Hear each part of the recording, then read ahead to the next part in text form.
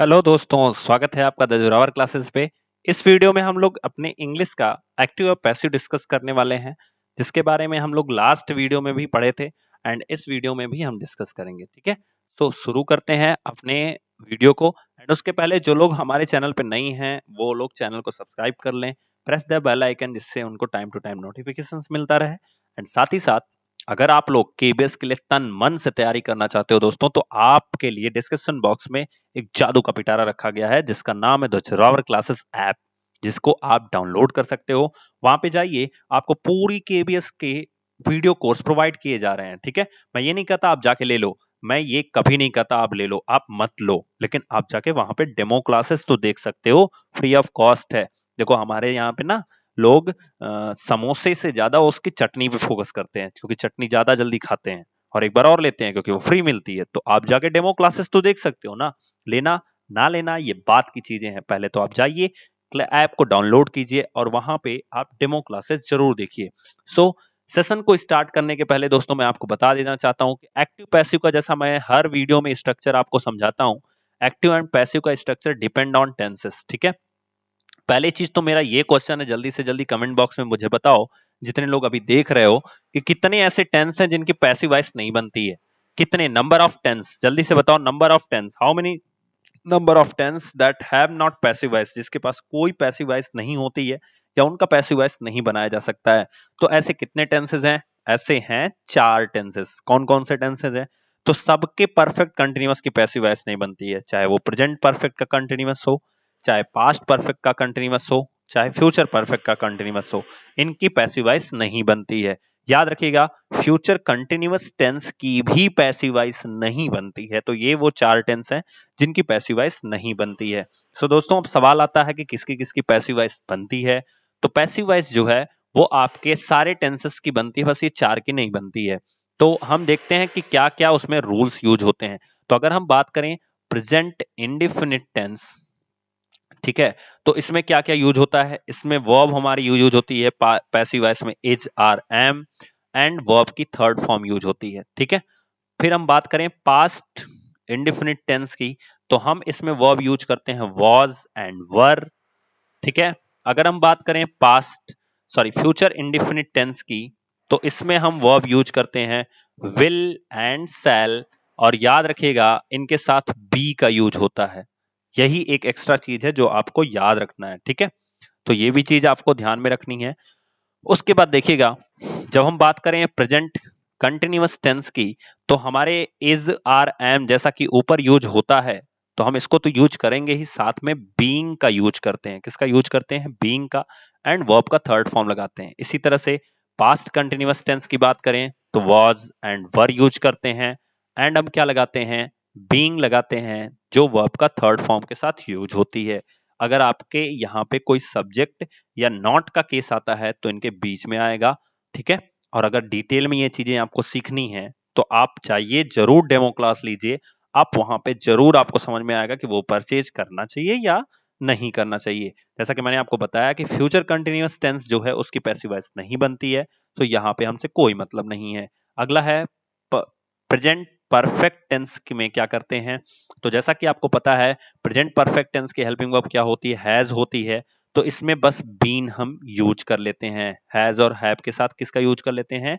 Been का use कर लेते हैं। उसके बाद दिया गया है पास्ट परफेक्ट टेंस की बात करें तो उसमें हम हैड के साथ बीन का यूज कर लेते हैं, जिसमें हम सब्जेक्ट और नॉट अगर केस आता है तो ये दोनों के दोनों इसके बीच में रहते हैं। अगला दे जाते हैं, अगला हम देखते हैं, तो हमारे पास फ्यूचर परफेक्ट टेंस की बात करें तो इसमें हम विल, उसके बाद ध्यान से देखिएगा शैल, और इसके साथ हम यूज करते हैं हैव बीन, यानी इनके बीच में हम सब्जेक्ट या नॉट का केस रखते हैं। अब ये जो सब्जेक्ट और नॉट का केस क्या है, ये अगर आपके क्वेश्चंस में आएगा देन मैं आपको डेफिनेटली डिस्क्राइब कर दूंगा। So question number first, teachers us grammar, इसको आपको चेंज करना है। आप कैसे चेंज करोगे, तरीका बताता हूं। ये टेंस कौन सा है, तो आपको पता चलेगा प्रेजेंट इंडिफिनिट टेंस है। ठीक है, तो पैसिव वॉइस में क्या करते हैं? जो एक्टिव वॉइस का ऑब्जेक्ट होता है, जैसा कि यहाँ पे क्या है? अस, और दूसरा ऑब्जेक्ट क्या है? ग्रामर। तो इन दोनों में से किसी एक को हम सब्जेक्ट बनाएंगे। तो ऑप्शन हम देखते हैं, तो आपको दिख रहा है यहाँ ग्रामर सब्जेक्ट है, यहाँ अस का वी सब्जेक्ट है, यहाँ ग्रामर सब्जेक्ट है, यहाँ अस का वी सब्जेक्ट है। अब सवाल आता है क्या सही होगा? तो दोस्तों ये है किसका है? ये प्रेजेंट इंडेफिनिट टेंस है। तो उसमें मैंने आपको बताया कौन सी वर्ब यूज होती है, इज, आर या एम यूज होती है। तो आपको पता होना चाहिए ग्रामर के बाद वॉज गलत लिखा गया है, विल गलत लिखा गया है, वी के बाद वर भी गलत लिखा गया है, क्योंकि जो भी लिखा गया है उसके बाद हमें इज, आर और एम मिलना चाहिए। तो आपको बहुत आसानी से आपका आंसर मिल गया। क्या हो गया? Option number B. क्वेश्चन ऐसे ही आते हैं, अगर आपको रूल्स थोड़ा भी पता है ना तो पैसिव वॉइस एक्टिव वॉइस के क्वेश्चन एकदम हलवा हैं, एकदम समझ लो बस, ठीक है ना? शिद्दत से खाने की कोशिश कर लो, ठीक? चलिए आगे बढ़ते हैं।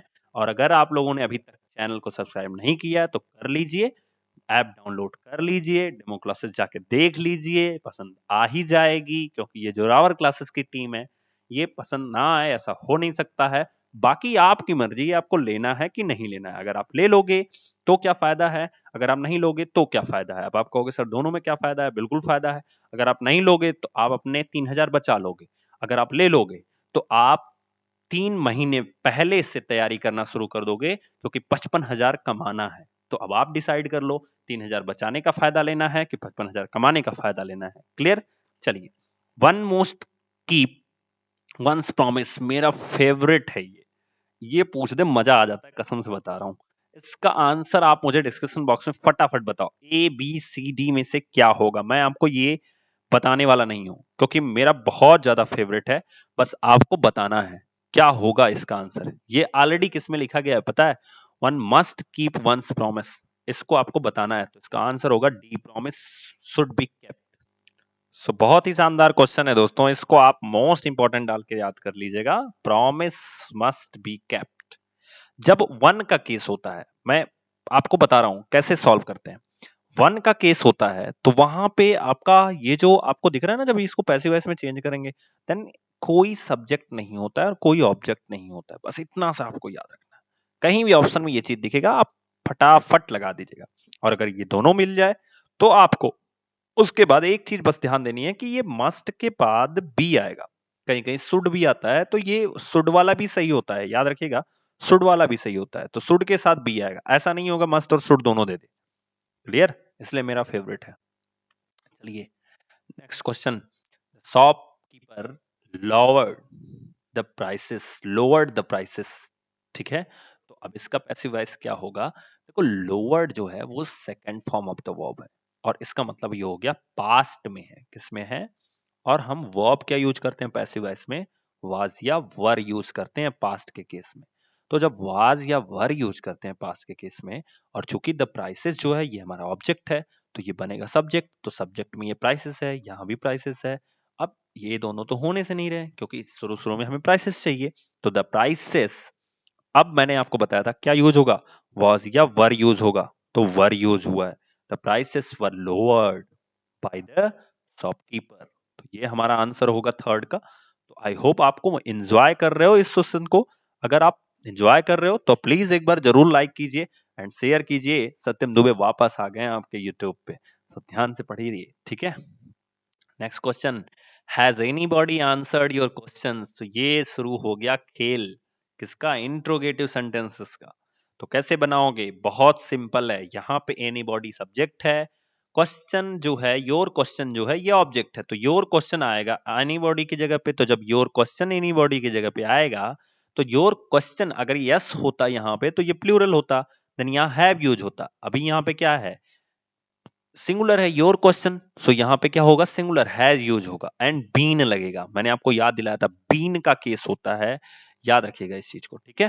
चलिए तो देखते हैं हम क्या बनाएंगे। Has your question been answered, anybody भी ऑब्जेक्ट में नहीं होता है पैसिव वॉइस के, यानी बाई एनीबॉडी नहीं लिखा होता है। ऐसा नहीं है कि आप लिखोगे तो गलत हो जाएगा, लेकिन ये लिखा ही नहीं होता है, ठीक है? सो ये चीज ध्यान दीजिएगा। तो हमारा ऑप्शन नंबर कौन सा सही हो जाएगा? C, has your question been answered. Next question के लिए मूव करते हैं।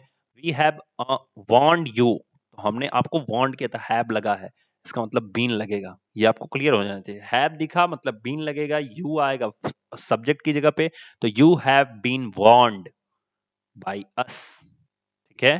तो आपको बाय अस अगर नहीं मिल रहा है तो आपको सिंपल सा आंसर करना है, यू हैव बीन फॉन्ट। तो आई होप आपको मजा आ रहा होगा सीरीज को करने में। नेक्स्ट क्वेश्चन देखते हैं। We must respect the elders, हमें बड़ों की रिस्पेक्ट करनी चाहिए। तो इसको क्या बनाएंगे हम?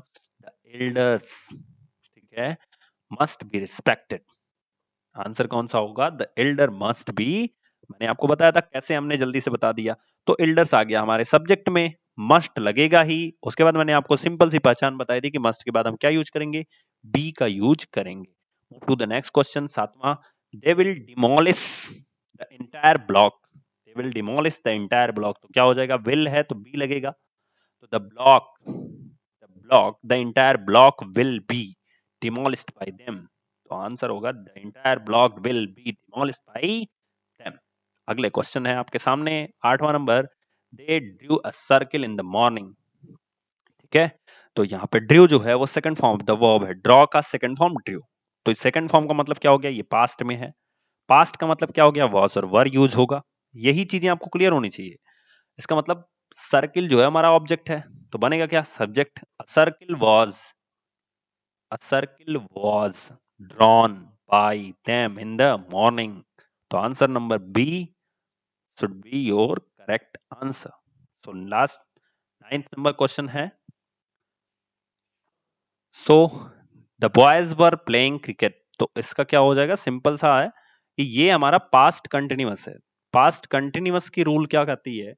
रूल ये कहती है was और were तो लगेगा ही, बट साथ में being का यूज होगा। We can use the being, ठीक है। तो हमारा आंसर हो जाएगा cricket was being played by the boys। तो आंसर हमारा डी हो जाएगा। And last, move to the last question. The boy laughed at the beggars। The boy laughed, second form of the verb. laughed का मतलब होता है second form, इसका मतलब हो गया ये पास्ट है। यूज करेंगे was और were। इसका मतलब हमें क्या देखना है? द beggar was, ठीक है ना। द बेगर वॉज, बीइंग नहीं लगेगा, ये चीज तो याद रखिए क्योंकि ये कंटिन्यूअस में नहीं है। सो बीइंग का जितना केस है ये कैंसिल हो गया। The beggar was laughed at by the boy. तो यही तो हमारा आंसर होगा। The beggar was laughed at by the boy. अब क्यों ये होगा? क्योंकि एट का यूज जो है ना वो ए वाले सेंटेंस में नहीं हुआ है। सो आई होप आपको ये सेशन एंजॉय किए होगे, मजा आया होगा। चलिए मिलेंगे नेक्स्ट वीडियो में, तब तक के लिए थैंक यू।